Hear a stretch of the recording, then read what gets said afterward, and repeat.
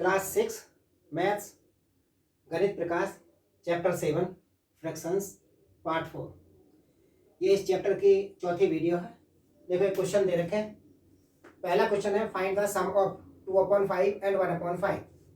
तो answer number first हमें plus करना है 2/5 प्लस 1/5 को। तो देखें इनके जो डिनोमिनेटर हैं वो सेम है। जब डिनोमिनेटर सेम होते हैं तो हम उसके न्यूमरेटर को डायरेक्ट प्लस कर सकते हैं। 5 इनका एलसीएम आ गया और हम इसको लिख सकते हैं 2 + 1। फिर ये हो जाएगा 213/5। ये इसका आंसर आ जाएगा। दूसरा आंसर ये है find the sum of 4/7 and 6/7। 4/7 plus 6/7। अब देखें इनके जो डिनोमिनेटर हैं वो भी सेम है तो इनका एलसीएम 7 ही आ जाएगा और इनके न्यूमरेटर को डायरेक्ट प्लस कर सकते हैं। 4 और 6 10 होते हैं, ये 10/7 आ गया। तो हम देखें यहाँ पर ये 10/7 आया है। इनमें न्यूमरेटर डिनोमिनेटर से ज़्यादा है। जिनमें न्यूमरेटर डिनोमिनेटर से ज़्यादा होता है तो हम उसको मिक्स फ्रैक्शन में लिख सकते हैं। हम उसको 10 को डिवाइड करेंगे 7 से। 7 × 7 आएगा। 10 में से 7 जाएगा 3 बचेगा।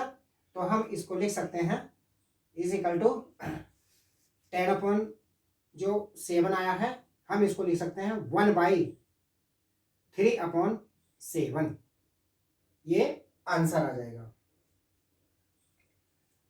दूसरा है find the sum of 1/4 and 1/3।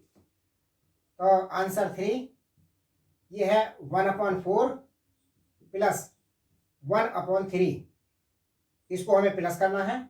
तो यहाँ पर हम देखें इनके जो डिनोमिनेटर हैं वो अलग अलग हैं तो इनके डिनोमिनेटर का एलसीएम लेना पड़ेगा तब ये प्लस हो सकते हैं।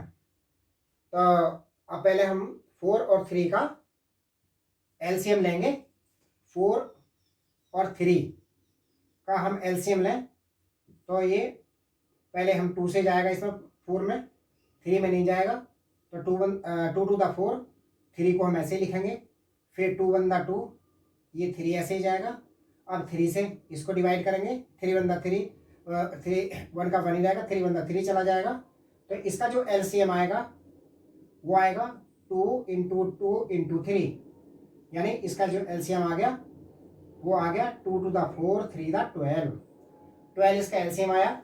तो हम क्या करेंगे इसको, ये 12 जो एलसीएम आया है पहली वाली जो फ्रैक्शन है उसके अपॉन में भी हम 12 लिखेंगे और दूसरे वाली जो फ्रैक्शन है उसके अपॉन में भी हम 12 लिखेंगे और जो न्यूमरेटर है इनके इसी तरह से इनको लिख देंगे।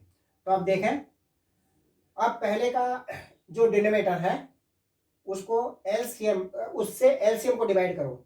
तो जब हम 12 को डिवाइड करेंगे 4 से, 12 को 4 से डिवाइड करेंगे तो 4 3 × 12 वो 3 आ जाएगा। तो 3 की मल्टीप्लाई लगाएंगे इसके न्यूमरेटर में। जो डिवाइड करके आएगा एलसीएम को डिनोमिनेटर से, उसको न्यूमरेटर में मल्टीप्लाई लगाएंगे। ऐसे ही दूसरे वाले में करेंगे। दूसरे वाले में भी जो है इसके जो एलसीएम है 12 को हम डिवाइड करेंगे 3 से तो वो 3/4 12 आएगा और उसकी न्यूमरेटर में मल्टीप्लाई लगाएंगे। तो अब देखो ये हो जाएगा 1 3 × 3, इनकी मल्टीप्लाई लगाई हमने और ये हो गया अपॉन में 12 प्लस 1/4 4 अपॉन में ये 12 हो गया। अब देखो इनके जो डिनोमिनेटर हैं वो सेम हो गए हैं। अब हम इनको ऐसे 12 लिख करके डायरेक्ट इनको प्लस इस तरह से कर सकते हैं। 3 और 4 ये 7 हो जाएंगे अपॉन में 12, ये आंसर आ जाएगा। इसी तरह से चौथा है, आंसर नंबर 4 है, वो है 1/4 प्लस 1/3। अब हम देखें इनमें भी जो है इनके